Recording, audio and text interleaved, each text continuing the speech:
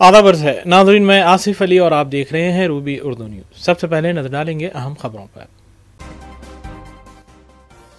वज़ीर आला तेलंगाना रेवंत रेड्डी बैरूनी दौरे से वापस। डाउस और सिंगापुर का कामयाब दौरा। WEF में 1,78,000 करोड़ की बैरूनी सरमायाकारी के मुआहदे पर हुए दस्तखत। तेलंगाना में मौजूद कंपनियों के नुमाइंदों को डाउस ले जाकर दिखावे के मुआहदे किए गए। रियासती सदर BJP और मरकजी वजीर किशन रेड्डी ने तेलंगाना हुकूमत पर लगाया इल्ज़ाम। कोंडापुर और मुगल नगर में आतिशदगी हादसात, कसीर माली नुकसान। मजलिसी रुकन असम्बली ने मुगल नगर में जाए हादसे का किया मुआयना।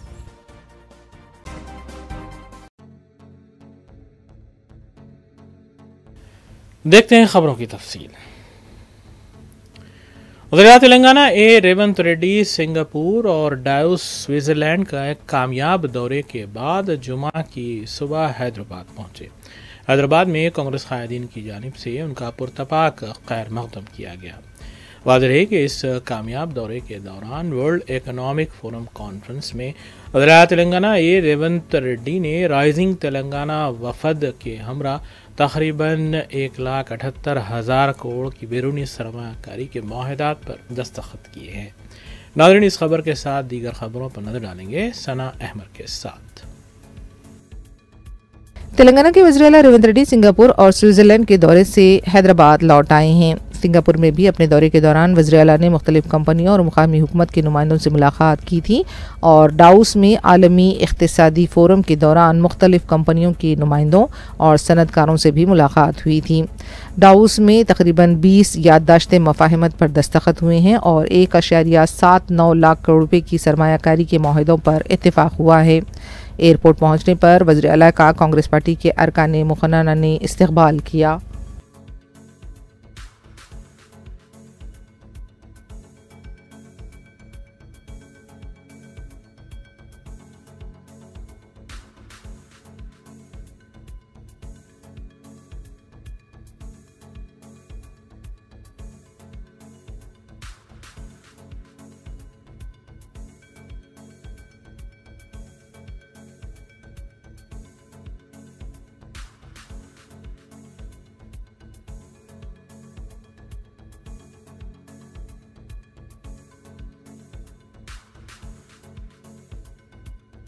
मजलिस के सदर बैरिस्टर असदुद्दीन अवैसी ने जुमेरात को दिल्ली की ओखला नशिस्त पर पार्टी उम्मीदवार शिफाउर रहमान के लिए तूफ़ानी मुहिम चलाई।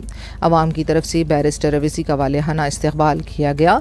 शाम में जलसे आम से खिताब करते हुए बैरिस्टर असदुद्दीन अवैसी ने कहा कि अगर अरविंद केजरीवाल जमानत मिलने पर इंतखाब लड़ सकते हैं तो मजलिस के उम्मीदवार शिफाउर रहमान भी जेल में रहकर इलेक्शन लड़ सकते हैं और जीत सकते हैं।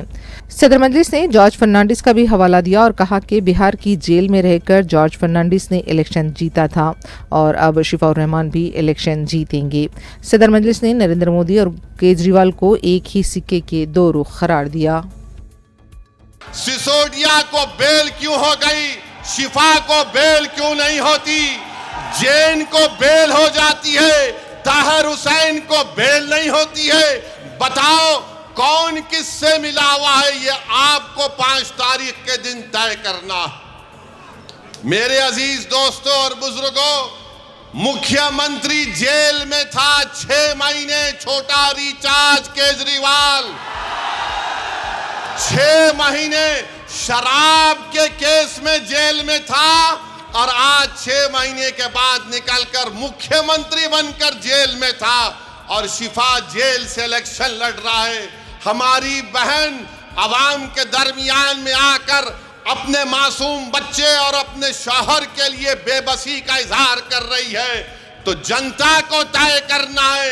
अगर केजरीवाल इलेक्शन लड़ सकता है और जीतने का दावा कर सकता है तो ओखला की आवाम में अगर हमीयत है, और अगर ओखला की आवाम में हमीयत है, मुझे यकीन है अगर आप में हरारत है, अगर आपके दिलों में एक बेदारी है तो आपको 5 तारीख के दिन एक इनकलाब रकम करना पड़ेगा। इस देश में अगर केजरीवाल को बेल हो सकती है और इलेक्शन लड़ सकता है 6 महीने के बाद, तो शिफा को हम जेल में बिठाकर इलेक्शन जिताएंगे। ये जमहूरियत की कामयाबी होगी। अगर नरेंद्र मोदी के पार्टी में ऐसे 90 MP हैं जिन पर क्रिमिनल केसेस हैं, तो मजलिस ने कोई गुनाह नहीं किया, कानून इजाजत देता है। हमने अपने उम्मीदवारों को मैदान में उतारा। जो लोग ये आम आदमी पार्टी के कह रहे हैं नहीं वोट कटेगा, अरे 94 से लेकर 2019 तक यहां से अल्पसंख्यक समाज का उम्मीदवार MLA बना। अब तुमको बीजेपी कैसे याद आ गई?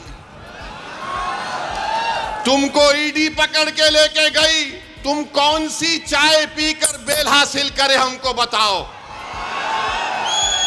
तुमको बेल कैसे मिल जाती है, शिफा को क्यों नहीं मिलती? तुम्हारे आका केजरीवाल को 6 महीने के बाद बेल मिल जाती है, शिफा को क्यों नहीं मिलती? सिसोदिया 16 महीने जेल में बेल मिल गई, जैन जेल में बेल मिल गई। बताओ कहीं तुम कुछ सेटिंग तो नहीं कर लिए? तुम मुझ पर इल्जाम लगाते हो और आज हम मजलिस उम्मीदवार या खड़ा करी तो नहीं बीजेपी जीत जाएगी। अरे ओखला की वोटर लिस्ट केजरीवाल तेरे मुंह पे फेंक कर कह रहा हूं, यहां से सिपाही जीतेगा इंशाअल्लाह ताला।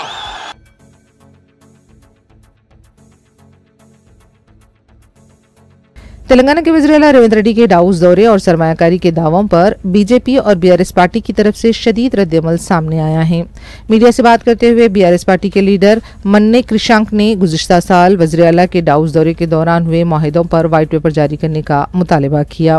रेवंत रेड्डी ने गुज़िश्ता साल 40,000 करोड़ रुपए की सरमायाकारी का दावा किया था, उसे सामने लाना चाहिए। उनका ये भी कहना था कि फर्जी कंपनियों के MDs को ले जाकर तस्वीरें खिंचवाई गई हैं। माहिदे को लेकर झूठा प्रोपेगेंडा किया जा रहा है। अखबारात और मीडिया को हुकूमत की कसीदाखानी के बजाय इन माहिदों की तहकीकात करनी चाहिए, झूठी खबरें शाया नहीं करनी चाहिए।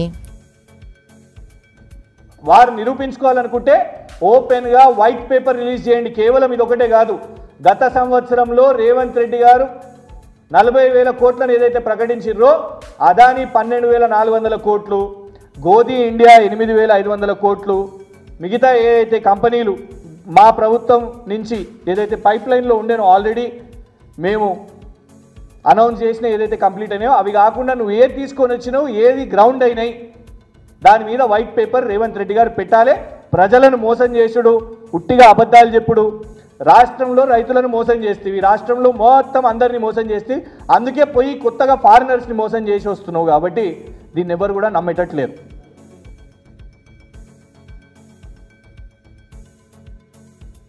रियासत भर में हो रही ग्राम सभाओं में हुकूमत के खिलाफ ज़बरदस्त बरहमी देखी जा रही है। नई सरकारी स्कीमों से मुताल्लिक़ दरख्वास्तों की वसूली के सिलसिले में ग्राम सभाएं मुनक़िद की जा रही हैं।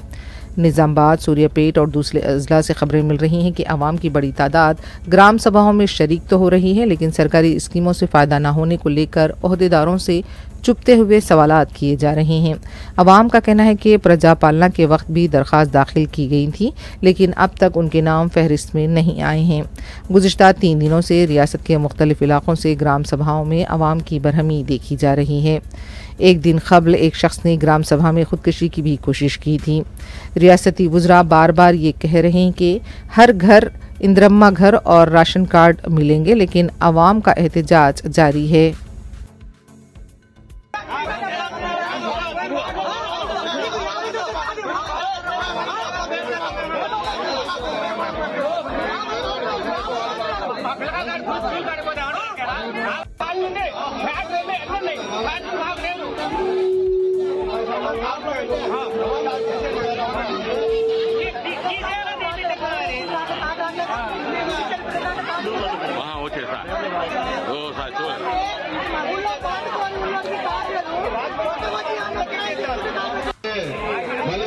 దాని గురించి మాట్లాడదాం, కొంచెం కూర్చోండి అందరూ కూర్చోండి।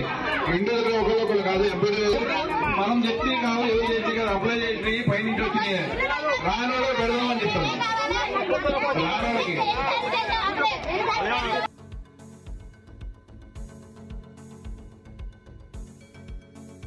जगतियाल में ग्राम सभा के दौरान एक शख्स की तरफ से जिस्म पर पेट्रोल डालकर खुदकुशी की कोशिश की गई। बताया जाता है कि मल्लापुर मंडल के मोगनीपेट में साबिक सरपंच नागराजू ने अपने जिस्म पर पेट्रोल डाल लिया। सरकारी स्कीमों से फायदा न होने को लेकर ये इकदाम की इत्तला है।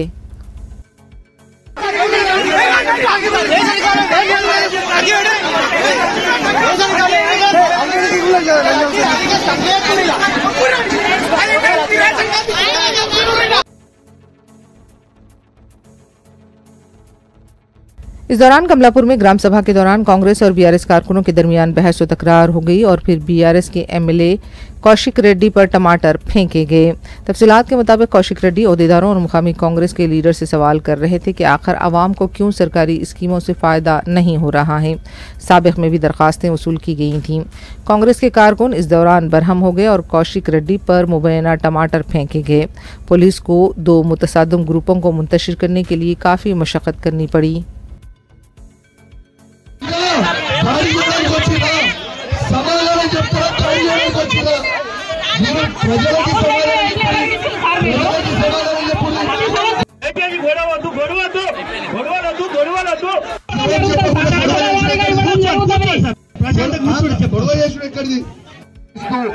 ఇలా నిరసిస్తూ నేను వాకౌట్ చేసేస్తున్నాము. ఇక్కడ సభ నుంచి వెళ్ళిపోతున్నాం. మా బీఆర్ఎస్ పార్టీ పక్షాన ఇది పూర్తి మోసం, పూర్తి అబద్ధం. ఒక్క ఇల్లు కూడా విలీడ ఈ నియోజకవర్గం ఈ కమలాపూర్ గ్రామంలో 1440 పేర్లు ఇప్పుడు చదువుతారు. దాంట్లో వచ్చే ఇండ్లు ఎంత అంటే 20 ఇండ్లు మాత్రమే. కేవలం సర్పంచ్ ఎలక్షన్ల కోసం మోసం చేస్తా ఉన్నారు. ఆన్లైన్ ఇచ్చిన దరఖాస్తులు మొత్తం ఆన్లైన్ చేయలేదు. ఇలా దాంతో పాటు ఇలా భూమి లేని వాళ్ళకి 12,000 రూపాయలు ఇవ్వలేదు.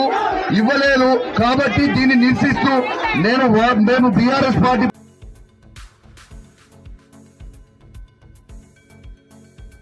तेलुगु फिल्म साज दिलराजू और तेलुगु फेडरेशन डेवलपमेंट कॉरपोरेशन के सदर नशीन वेंकट रमना रेड्डी उर्फ दिलराजू की क़यामगाह पर इनकम टैक्स के जुमे के दिन भी चौथे दिन धावे जारी रहे।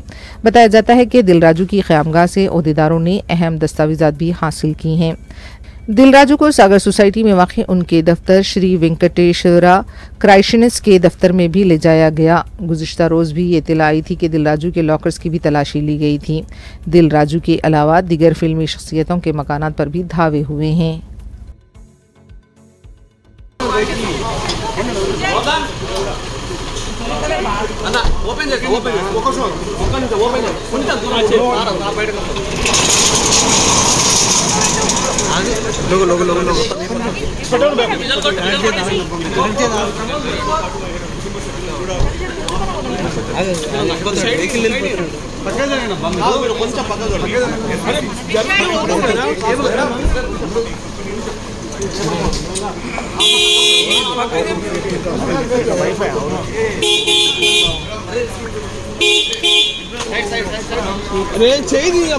साइड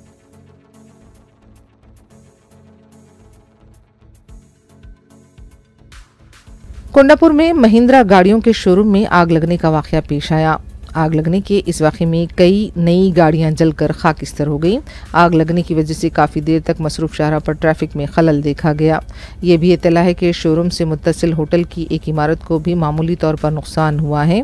इत्तला मिलने पर फायर ब्रिगेड का अमला मुकाम में वाक़या पहुंचा और आग पर काबू पाया गया। ये वाक़या गुज़िश्ता रात 11 बजे पेश आया। जानी नुकसानात को लेकर कोई इत्तला नहीं मिली है।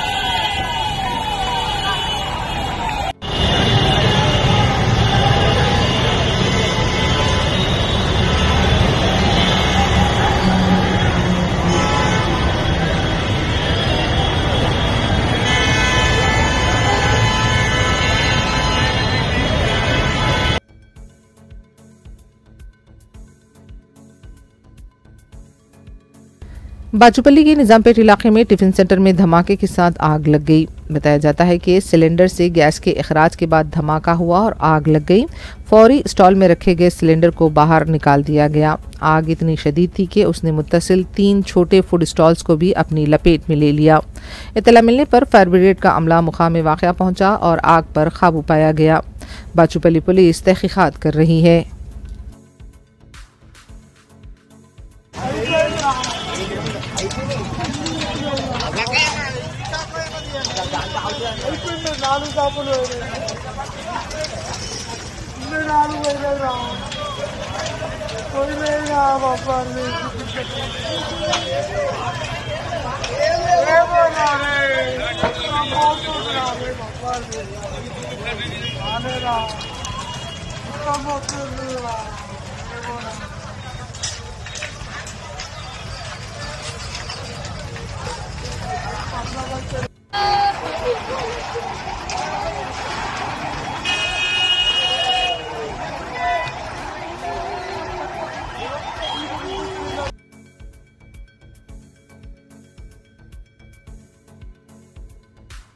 डॉक्टर शबाना केसर सूरी को मौलाना आज़ाद नेशनल उर्दू यूनिवर्सिटी में शोबे वुमेंस स्टडीज़ की सदर मुकर्रर किया गया है। डॉक्टर शबाना केसर सूरी ने कर्नाटक यूनिवर्सिटी से साइंस में ग्रेजुएशन के दौरान अव्वल रैंक हासिल किया था। उन्होंने विजयपुर वुमेंस यूनिवर्सिटी से वुमेंस स्टडी में अव्वल रैंक गोल्ड मेडल हासिल किया था। तालीमी शोबे में ख़वातीन की शमूलियत कम होने के बावजूद डॉक्टर सूरी जैसी तालीमी याफ्ता ख़वातीन से तवक्को है कि तालीमी शोबे में वो अहम रोल अदा करेंगी।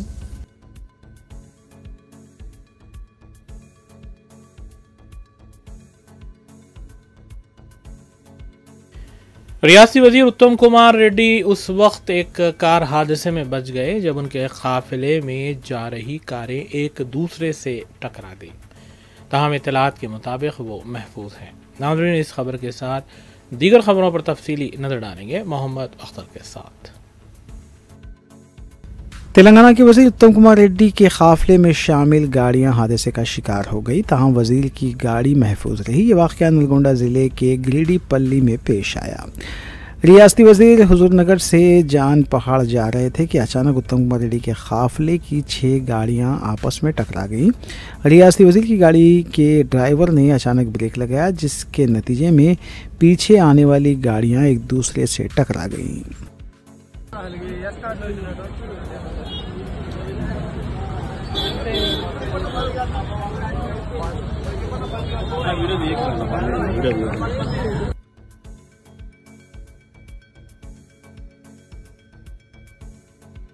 मरकजी वजीर मनोहर लाल खट्टर ने ज़िले करीमनगर में multi national park sports complex और 18 करोड़ की लागत से तामीर करदा पीने के पानी की सरबराही के टैंक का इफ्तिताह अमल में लाया। इस मौके पर रियासती वज़रा पी श्रीनिवास रेड्डी और पूनम प्रभाकर ने मरकजी वजीर मनोहर लाल खट्टर को रियासती हुकूमत की जानिब से मेमोरेंडम पेश करते हुए मूसा नदी प्रोजेक्ट, मेट्रो ट्रेन और म्यूनसिपलिटी की तरक्की के लिए मरकजी हुकूमत की जानिब से तेलंगाना रियासत को आइंदा माह पेश किए जाने वाले बजट में ज़्यादा से ज़्यादा फंड जारी करने के लिए नुमाइंदगी की।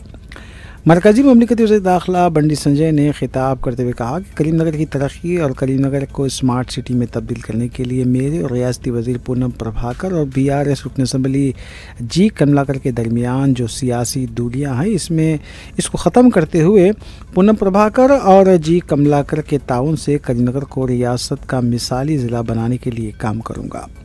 इस तकरीब को रियासती वज़रा पी श्रीनिवास रेड्डी, पूनम प्रभाकर और BRS रुकन असम्बली जी कमलाकर ने भी खिताब किया।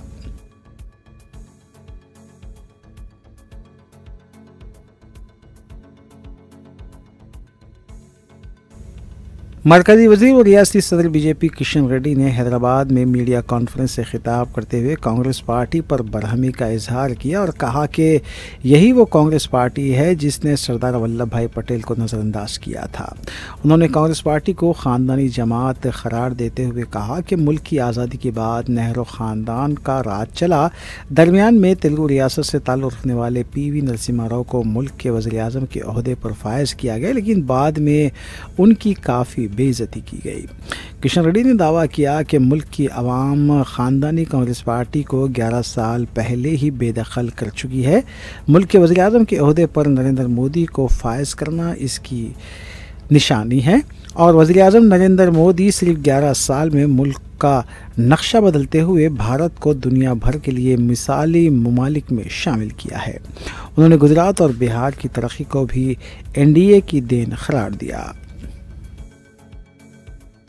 కాంగ్రెస్ పార్టీకి ఇష్టం ఉండదు, జనతా పార్టీ వస్తే జనతా పార్టీని చీల్చి అనేక రకాలుగా కుట్రలు కుతంత్రాలు చేసి మళ్ళీ అధికారంలోకి వచ్చింది ఇందిరాగాంధీ గారు.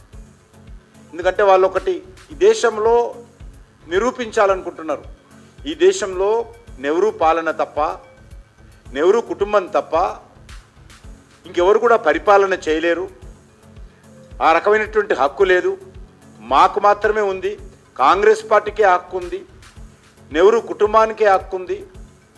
మరి ఎవరు నరేంద్ర మోడీ ఎవరు, కర్పూరి ఠాకూర్ ఎవరు, మొరార్జీ దేశాయ్ ఎవరు, వీళ్ళెవరు ఈ దేశానికి ప్రధానమంత్రులుగా ఉంటారు?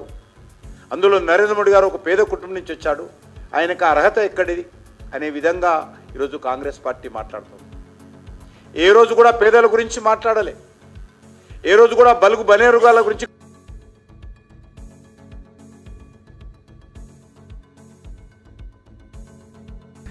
सदर तेलंगाना प्रदेश कांग्रेस कमेटी महेश कुमार गौड़ ने रुकन पार्लियामेंट अनिल कुमार यादव और नायब सदर नशीन टिमरेज फ़हीम कुरैशी के हमरा गांधी भवन में मीडिया कॉन्फ्रेंस से खिताब करते हुए कहा कि वज़ीर आला रेवंत रेड्डी और वज़ीर सनत श्रीधर बाबू का बैरूनी दौरा निहायती कामयाब रहा। महेश कुमार गौड़ ने कहा कि कांग्रेस पार्टी सिर्फ एक साल में ही बीआरएस हुकूमत के 10 साला दौर इक़्तिदार से ज़ायद रियासत में सरमायाकारी करवाने में कामयाब हुई है। उन्होंने बताया कि वज़ीर आला रेवंत रेड्डी ने डाउस में 16 कंपनियों के साथ मुआहदे करते हुए 164 करोड़ की सरमायाकारी करने के लिए मुआहदे किए, जिससे तेलंगाना के तकरीबन 50,000 नौजवानों को मुलाजिमतें हासिल होंगी। उन्होंने बताया कि कांग्रेस हुकूमत फ्यूचर सिटी का क़याम अमल में लाने के अलावा रिंग रोड के तामीरी काम के साथ साथ मेट्रो रेल का जाल बिछाने का भी मंसूबा रखती है। పెట్టుబడి విధానాలు కానీ పెట్టుబడి వ్యవస్థను సరళీకృతం చేయడం, సింగిల్ విండోలో పర్మిషన్ రావడం, వారికి అవసరం మేరకు ప్రోత్సాహాలకు ఇవ్వడం, భూములు కానీ కరెంటు కానీ ఇతరత్ర సదుపాయాలని సకాలంలో కలగజేయడం వల్ల విదేశీ పెట్టుబడి సంస్థలకు నమ్మకం కుదిరింది. మీరు చూశారు, ఇంత పెద్ద ఎత్తున పెట్టుబడి తెలంగాణకి రాష్ట్రానికి వస్తుందంటే నేను మళ్ళీ చెప్తా ఉన్నాను, ఇది కాంగ్రెస్ పార్టీ తిరగాల్సిన ఒక చరిత్ర. కళ్ళుండి చూడలేని ప్రతిపక్షాలు ఒక్కసారి ఆత్మపరిశీలన చేసుకోవాలి.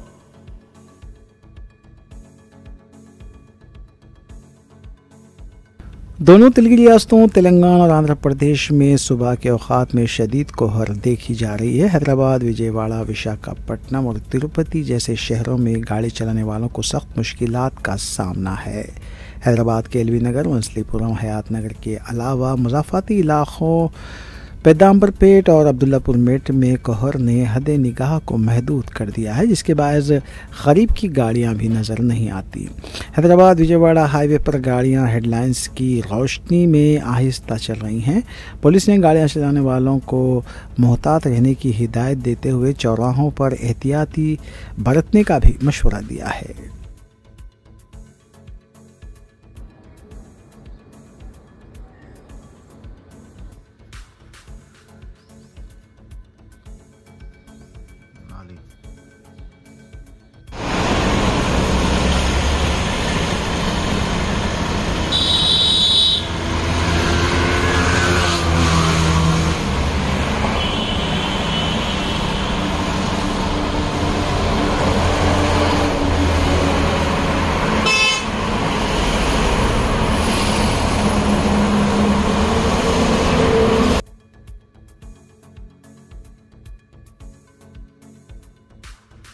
मीरपेट पुलिस ने माधवी के जिस्म के हिस्सों का सुराग लगाने के लिए खुसूसी टीमें तश्कील दी हैं। एक खातून जिसे मुबैना तौर पर उसके शौहर एक साबिक फ़ौजी जवान ने उनकी रहायशगाह पर कत्ल किया था और उसके टुकड़े किए थे।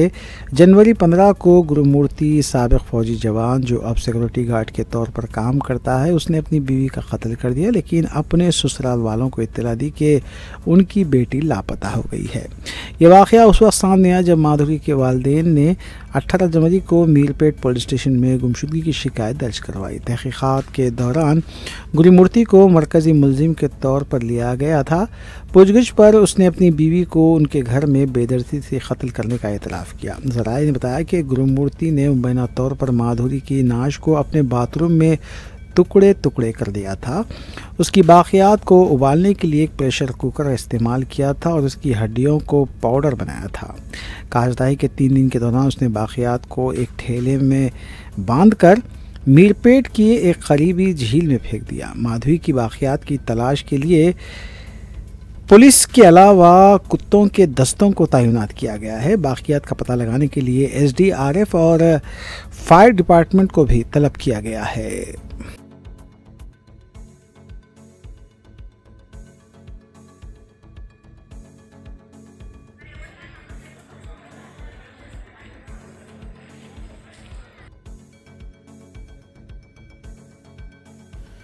लंगरौस पुलिस स्टेशन हुदूद के इलाके और मुगल नगर नाले के करीब वाक़े गोदाम्स और वर्कशॉप्स में अचानक आतिशबाजी हादसा पेश आया। जुमा की दोपहर 1 और 2 बजे के दरमियान पेश आए इस हादसे में सामान जलकर खाकिस्तर हुआ और कसीर माली नुकसान का तखमीना लगाया जा रहा है। इत्तला मिलते ही फायर इंजन्स और मुतल्लिका पुलिस मकाम हादसे पर पहुंची और आग पर काबू पाया गया, जबकि मजलिस रुकन असम्बली हल्क़े कारवान कौसर मोहिउद्दीन ने जाए वक़ू का तफसीली मुआयना किया और बाज़ा मीडिया से बात करते हुए बताया कि इस हादसे में कसीर माली नुकसान हुआ है। करीब 1:30 बजे के दरमियान में जिला नंबर 110 के पास जो मोहन नगर भी है, यहाँ पर बड़े स्टील के गोडाउन है जिसके अंदर शॉर्ट सर्किट की वजह से आग लगकर काफ़ी नुकसान हुआ, जिसके अंदर जो स्टील कट करने के बड़े मशीन से एक मशीन की कीमत 40 से 45 लाख की कीमत से 7 मशीन जल चुके पूरा और काफ़ी नुकसान हुआ। और जैसा इत्तला मिलता है फायर ब्रिगेड और पुलिस के अहदेदारों को, रेवेन्यू वालों को भी इत्तला किया, यहाँ पर तमाम के तमाम पहुँचे। मेरी गुजारिश है कि कलेक्टर हैदराबाद से कि इनका जितना भी नुकसान हुआ और उस नुकसान के लिए कंपोजिशन के लिए हम मुतालबा करते हैं और आप detail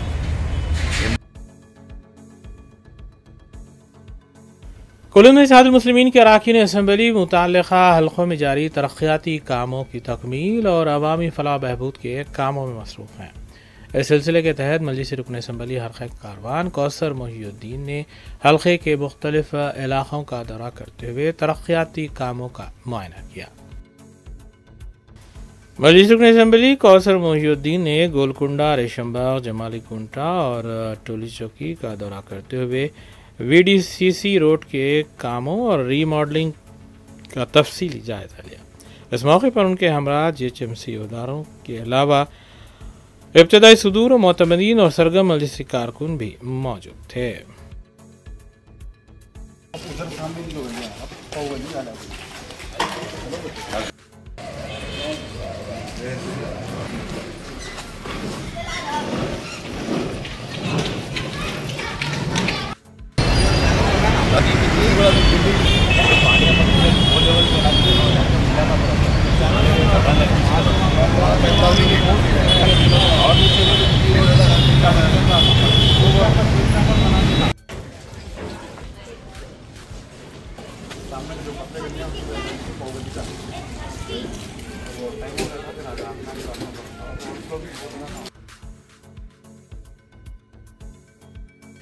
public garden workout team के कोच को अनमोल रतन अवार्ड से नवाजा गया है। अनमोल रतन सोसाइटी के सरबराह डॉक्टर मुख्तार अहमद फरदीन की सदारत में मुनक्किदा तकरीब में इस अवार्ड को पेश किया गया है।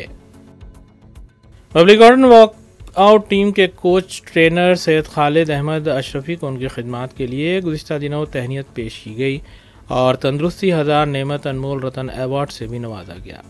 पब्लिक गार्डन वर्कआउट टीम के कोच और ट्रेनर सैयद खालिद अहमद अशरफी की कोशिशों का नतीजा है कि मॉर्निंग वॉक वर्जिश सेहत और तंदुरुस्ती की बेदारी मुहिम सेहतमंद रहने के लिए ज़रूरी है और हर सुबह नमाज फजर के बाद सेहत और तंदुरुस्ती पर तवज्जो दी जा सकती है।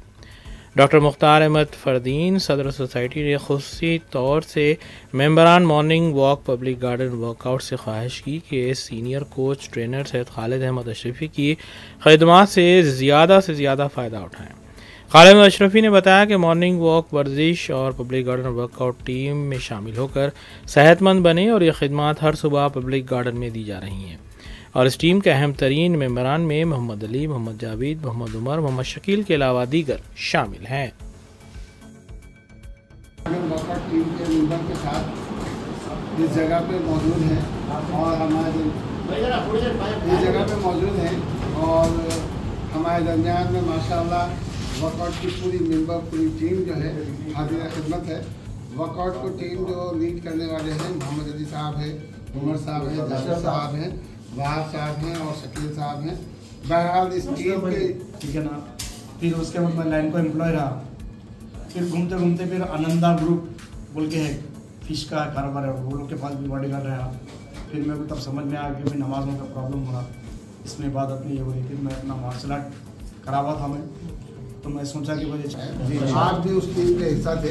आप ये बताएं कि खालिद साहब ने जो खिदमत अपने मेंबर्स के लिए हैं वो किस हद तक मोर इम्पोर्टेंट है या नहीं? तो खालिद साहब जो एक्सरसाइज करा रहे हैं अपने इसके अंदर अपने इसका फायदा हो रहा है। जो अपनी बॉडी पेन है, जो रगों में जो रुकावट है, खून का दौरान है, वो काफी बेहतर से बेहतर।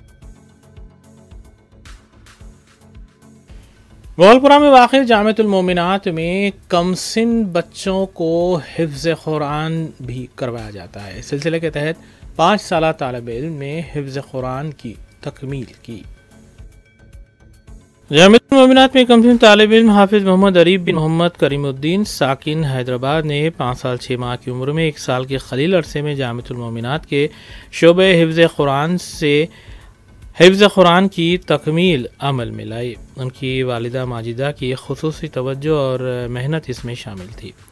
इस मौके पर जामिअतुल मोमिनात मुगलपुरा हैदराबाद में अंजुमन इस्लाहुल बनात की जानिब से कमसिन हाफिज़ कुरान की गुलपोशी की गई। तकरीब में डॉक्टर मुफ्ती हाफिज़ मोहम्मद मस्तान अली क़ादरी बानी और नाज़िम आला जामिअतुल मोमिनात ने तमाम मेहमानों का खैर मक़दम किया। डॉक्टर मुफ्ती हाफिज़ मोहम्मद साबिर पाशा क़ादरी ख़तीब व इमाम मस्जिद तेलंगाना स्टेट हज हाउस नामपल्ली, मौलाना हाफिज़ अय्यूब अहमद अंसारी, मोहम्मद करीमुद्दीन, मोहम्मद नईमुद्दीन, मोहम्मद हैदर अली, हाफिज़ सैयद मुबीन के अलावा शौकीन व मुअल्लिमात जामिया और दीगर भी इस मौके पर मौजूद थे।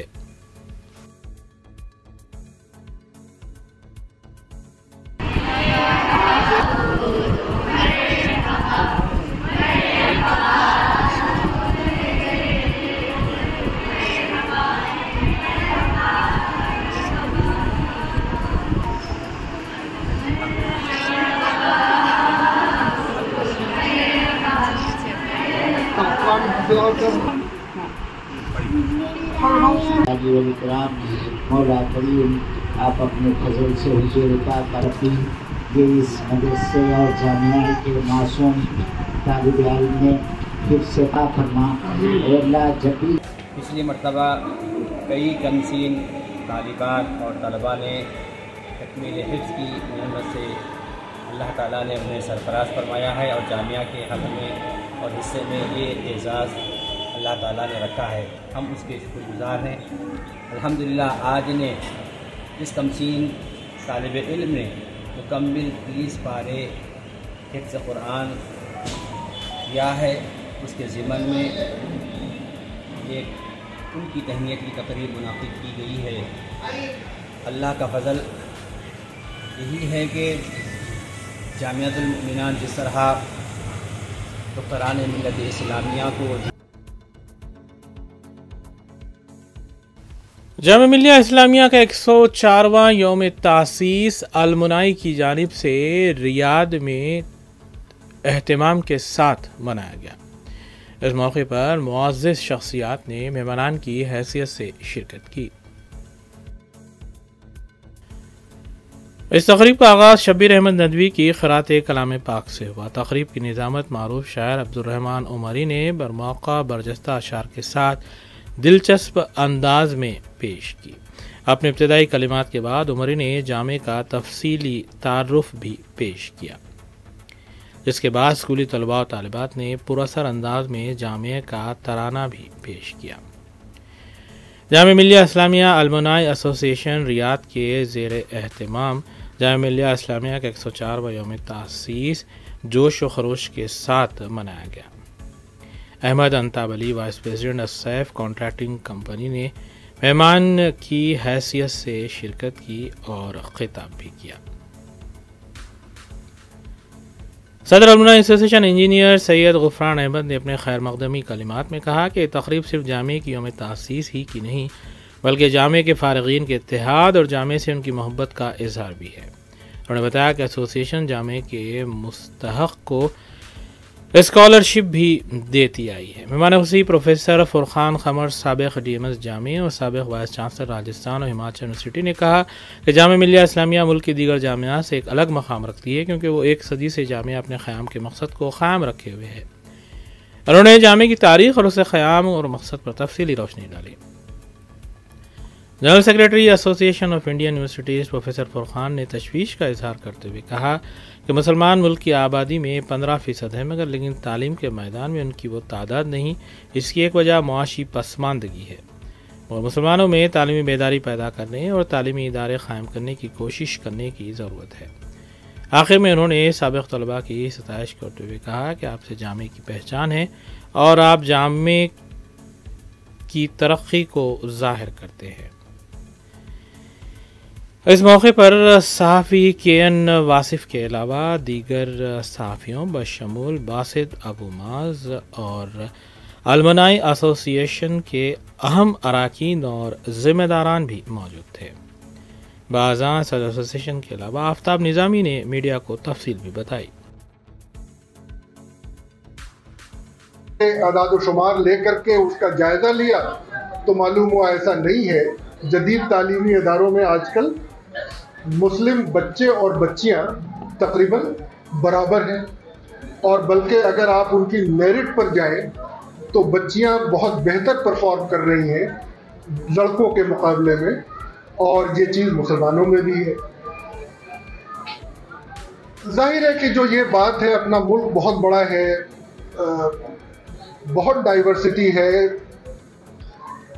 रीजनल लेवल पर बहुत ज़्यादा कुछ इलाके बहुत अमीर हैं, कुछ खित्ते बहुत गरीब हैं, तो उसमें ये डाइवर्सिटी आपको देखने को मिलेगी, और उस डाइवर्सिटी की वजह से अलग अलग जगहों पर ये हम लोगों का आज 104th फाउंडेशन डे है ये, और हम लोग हर साल मनाते हैं और साल में एक बार, और सारे इंडियन कम्युनिटी के लोग जामिया मिल्लिया के, अलीगढ़ यूनिवर्सिटी के और डिफरेंट हैदराबाद कम्युनिटी के सभी कम्युनिटी के लोग यहाँ इकट्ठा होते हैं अल्हम्दुलिल्लाह, और हम लोग इसका सेलिब्रेशन करते हैं। साल में एक बार होता है, और अल्हम्दुलिल्लाह आपका सपोर्ट हमेशा रहता है, आप मीडिया में कवरेज हमारा करते हैं, उसके लिए मैं बहुत शुक्रगुजार हूँ, और आगे भी इंशाअल्लाह ताला इसको हम लोग कंटिन्यू रखेंगे। मैं एक सवाल ये आपके साथ ये है कि एजुकेशन के मामले में जो कुछ आज जो फंड आया है और कुछ इस तरह के, तो लोगों में अल्हम्दुलिल्लाह हम लोग जो है यहाँ से रहते हुए हिंदुस्तान में जो हमारी यूनिवर्सिटी है उसको हम लोग सपोर्ट करते हैं, जैसे गरीब बच्चे। तेलंगाना एसोसिएशन अल खुबर दमाम के 10 साल से ज़ायद अरसे की तकमील और इसके फाउंडर और प्रेसिडेंट सैयद मिन्हाजुद्दीन की सालगिरह तकरीब का इनेकाद अल खुबर में वाक़ई शालीमार होटल में किया गया। इस मौके पर मेहमान खुशी की हैसियत से रशीद खान ने शिरकत की, जबकि एसोसिएशन अराकीन ने फाउंडर प्रेसिडेंट सैयद मिन्हाजुद्दीन को मुबारकबाद देते हुए उन्हें हदिये गुल पेश किया। इस मौके पर यादगार केक भी काटा गया। Vice president association Ashfaq Hussain के अलावा जनरल सेक्रेटरी मोहम्मद नज़ीर, कोर कमेटी डायरेक्टर फारूक मिस्री, जावेद खान, राशिद खान और दीगर भी मौजूद थे। वाज़ेह रहे कि तेलंगाना एसोसिएशन अल खुबर दमाम के अलावा सऊदी अरब के दीगर शहरों में भी सोसाइटी वेलफेयर के काम करता आया है।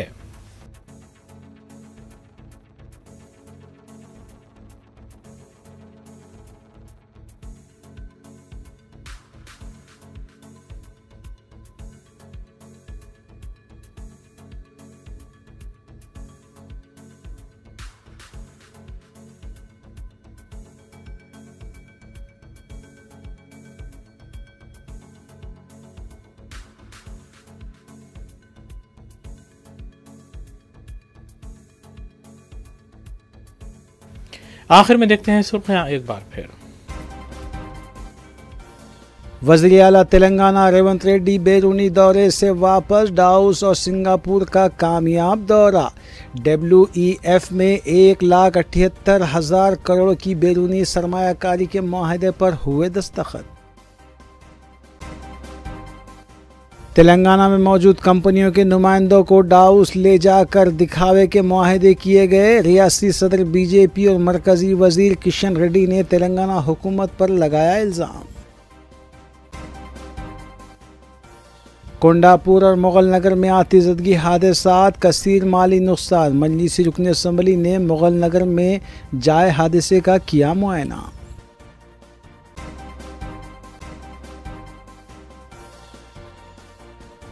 इसी के साथ रूबी न्यूज़ यहीं इख्तिताम पजीर होती हैं। रियासती, कौमी और बैन-अक़वामी खबरों के लिए देखते रहिए रूबी न्यूज़।